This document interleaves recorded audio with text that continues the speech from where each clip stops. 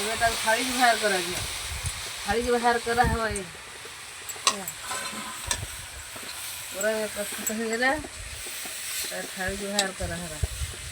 ସୁଜି ଏବେ ଭଜାଯିବ। ଆଉ ସୁଜିଟା ଏବେ ଭଜାଯିବ। ସୁଜିଟା ଏବେ ଟିକେ ଭଜାଯିବ ହେଲା। ସୁଜିଟାକୁ ଟିକେ ଭାଜି ନେବା।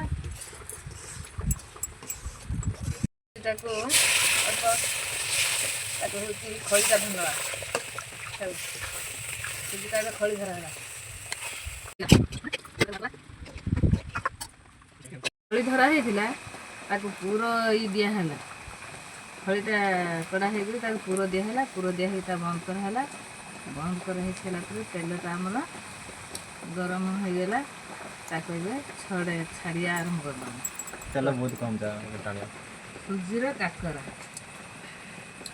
ତ ଗରମ ହେଇକିରି ଆଉ ସୁଜି କାକରା ଏବେ ଛଣା ତେଲର ପଡ଼ିଲା। ଛଣା ହେବ। ଛଣା ଛଣାକି ଖଡ଼ିକା ଦେଖ।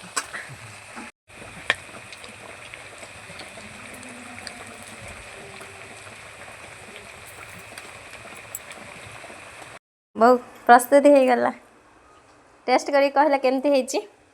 ଟେଷ୍ଟ କରି ଦେଖିଆ।